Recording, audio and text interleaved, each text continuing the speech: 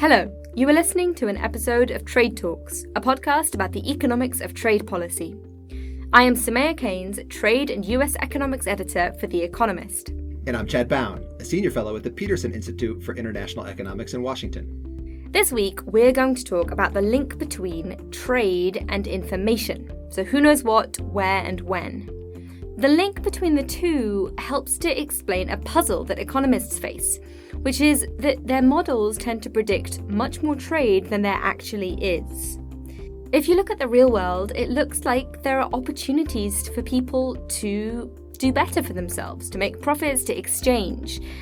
But for some reason, they just don't take advantage of these opportunities.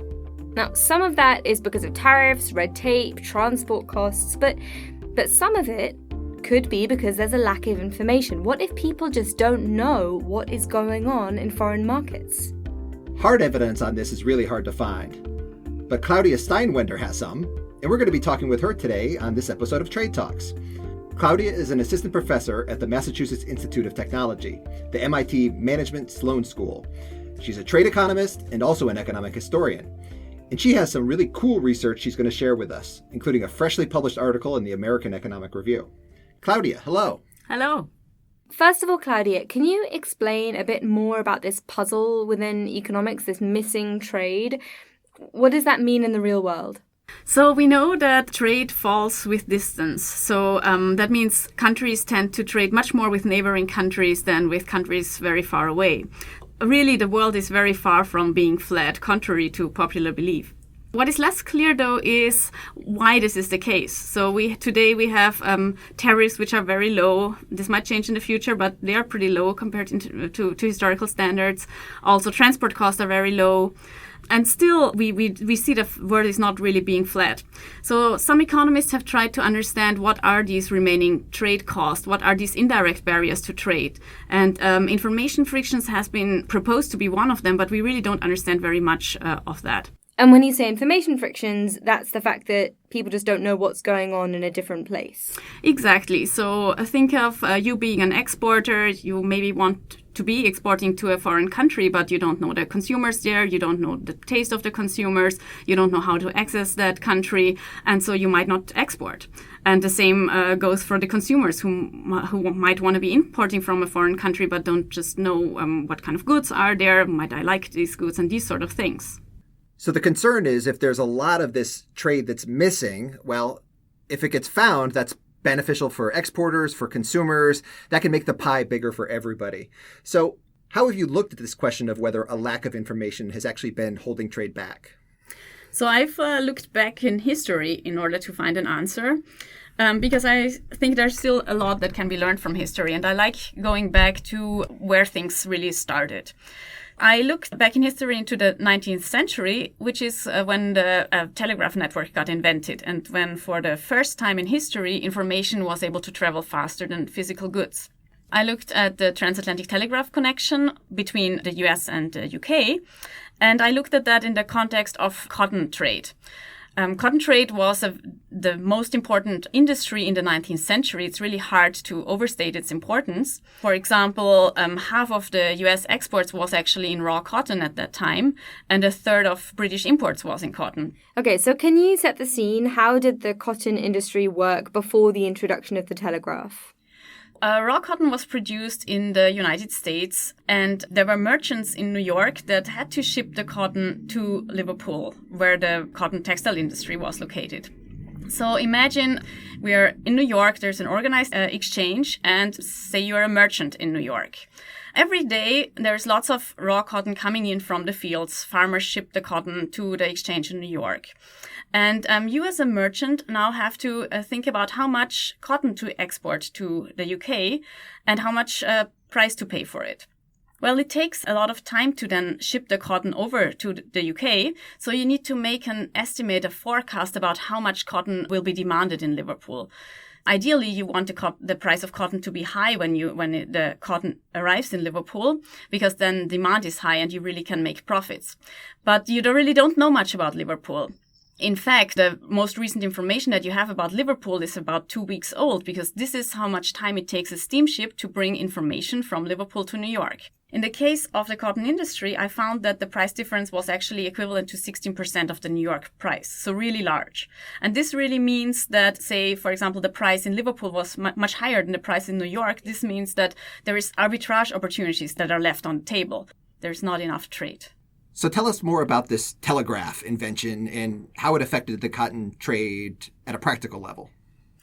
So the telegraph was invented in the 1830s and 1840s, and this really meant that for the first time in history, information could travel faster than physical goods. So you didn't have to wait for a letter anymore, but you could actually exchange information over a cable by transmitting electrical signals over a wire. And so these messages were usually very short, but they could be transported very, very quickly between very distant places. So this really reduced communication time by a lot, and almost real-time communication was possible. And initially, these telegraph signals were primarily just sent between two land locations. That's right. So the overland telegraph cables were developed first because that was just easier. Later on, people started to lay cables into the ocean, and submarine telegraphy started to develop. And this meant that now countries on different continents were able to communicate with each other. So the telegraph massively speeds up communication between cotton traders either side of the Atlantic. What effect would you have expected this to have on trade in cotton? Information frictions are something like a trade cost. And if you reduce information frictions, then you would increase the trade volume. So you would expect to see more trade across the Atlantic, so more cotton exports from the US to the UK. Why is that? Now that they have the telegraph, there is really less uncertainty about how big the demand in Liverpool would be. And the traders before were kind of unwilling to take on that risk of exporting because there was so much uncertainty about demand. So after the telegraph was put in place, this really reduces the uncertainty, and you would expect to see exports to go up. Okay, so presumably what you're going to do is to compare trade before and after these telegraph lines were installed. But say you find that there were lots of new lines and also trade increased. Wouldn't you worry that they just install the telegraph lines in anticipation of a strong performance in trade? And it would make a lot of sense for people to invest into telegraph cables when they expect trade to be growing. But the technology at that time was actually really difficult. And it's probably very hard to imagine that from the point of view of today's world, where we still have lots of underwater cables. In fact, almost all of our internet traffic is going through cables on the seafloor. But this was really when the technology developed, and it was really, really difficult to lay these cables. In fact, for example, the transatlantic telegraph connection, this was the first connection where such a big distance underneath the seafloor was covered. And it took them a long time to figure it out. So it took them 5 attempts over the course of almost 10 years to lay that cable. And they never knew whether it would be working at all. One problem is that if a cable is too long, the strength of the signal falls, and you might not be able to understand anything at the other end of the Atlantic. And then they also had to figure out insulation because the electric signal gets lost into the sea, into the water. So they really had a hard time of laying this cable. And in those times, they were also relatively superstitious. I have read records of how they were trying to lay this cable across the Atlantic, and they were really puzzled because the cable kept breaking and the connection kept breaking down, and they didn't know what was going on. And they really thought there were maybe some sea creatures underneath the ocean that were destroying the cable, and they didn't want to upset these sea creatures. You really have to think about how different the world was in the 19th century than it is from today. So sea creatures like the Loch Ness Monster or sharks that maybe were biting these cables, were there other interesting stories that you learned by reading about this time period in history? They had no idea whether such an undertaking could ever work.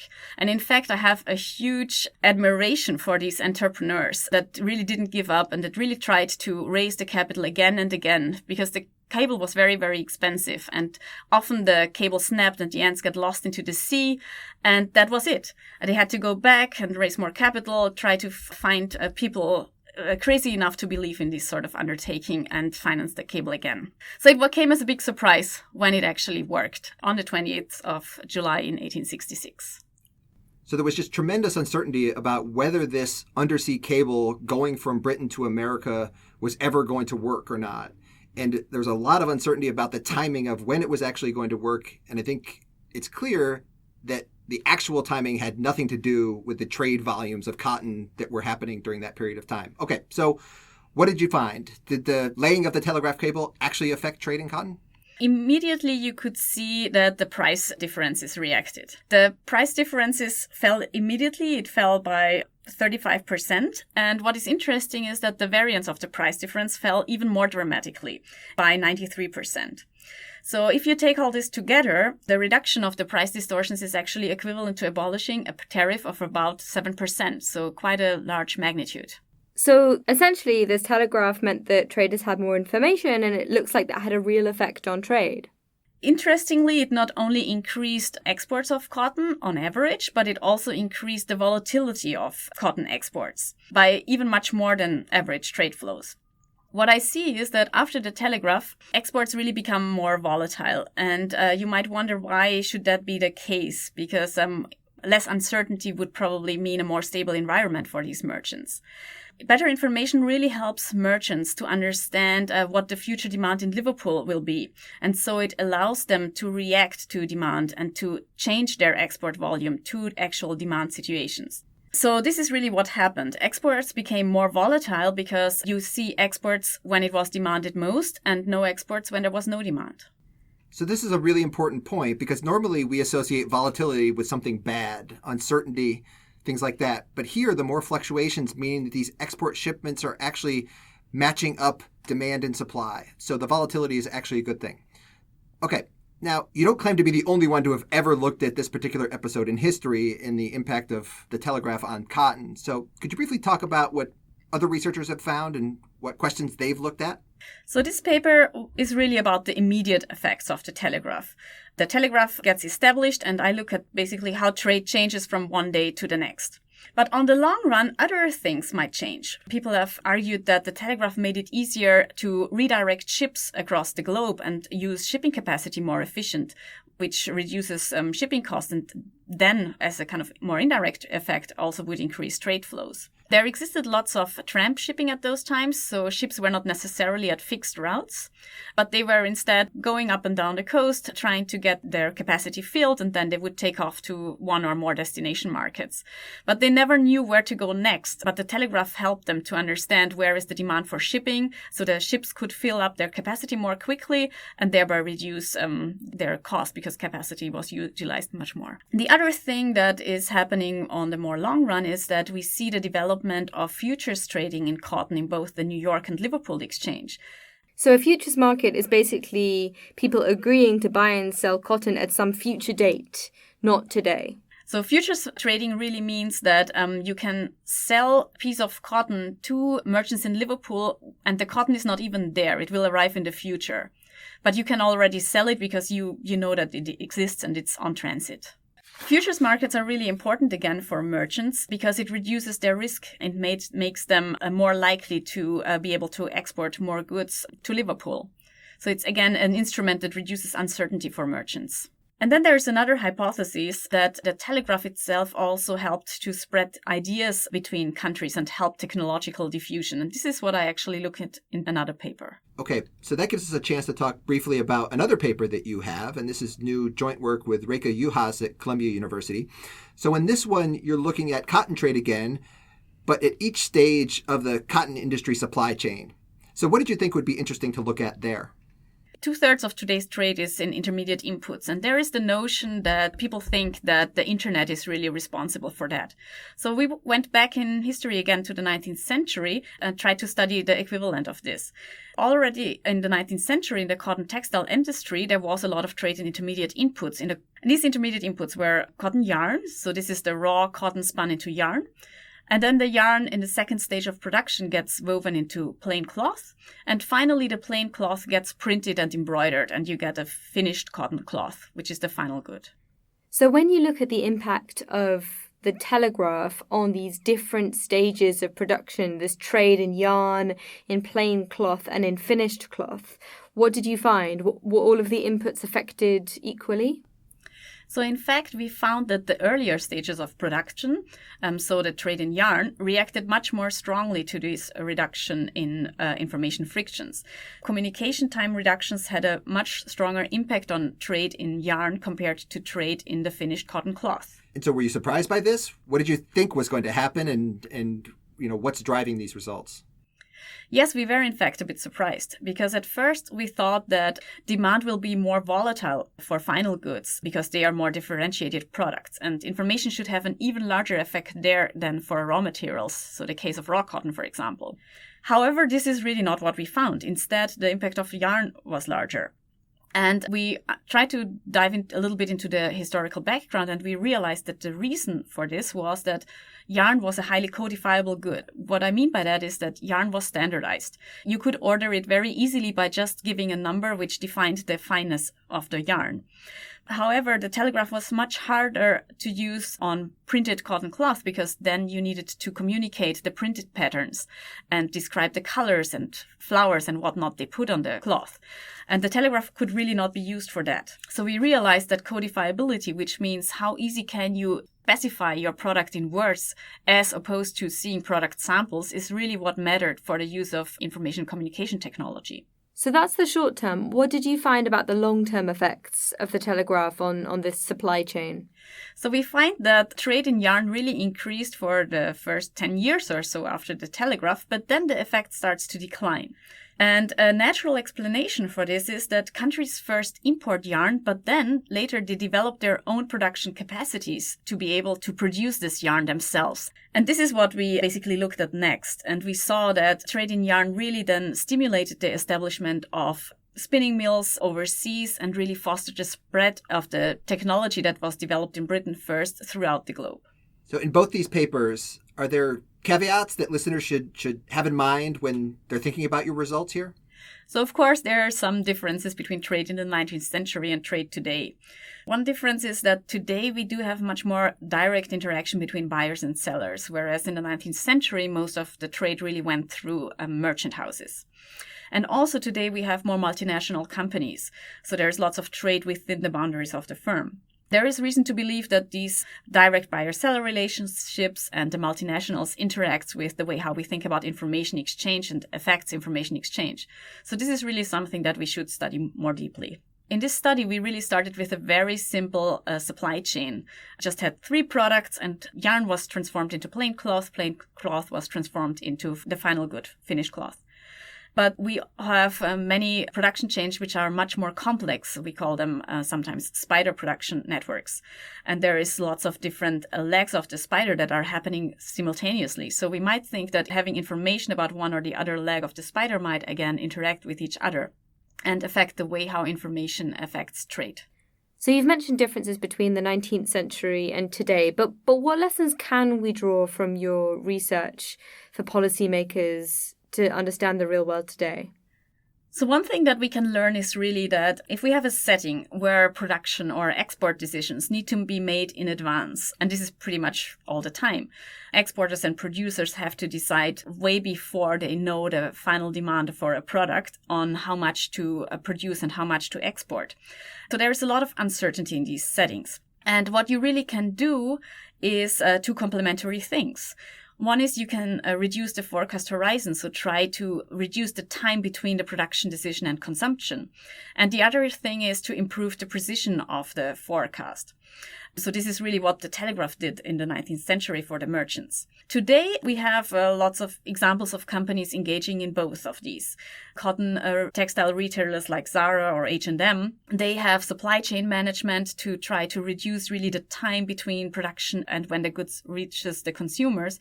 But they also use big data to really try to forecast the demand conditions and improve the precision of their forecasts. So information is really, really important. And so we should think about this as maybe implications for how to think about the benefits of big data today, matching suppliers and demanders out there.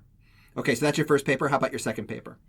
In the second paper, we really learned that the characteristics that matters in order to understand the impact of information and communication technology is the codifiability of products. You really want to understand whether you can use the ICT for ordering specific products at a distance. So codifiability matters. This means can you actually describe the product in words or in a way that is suitable for the technology?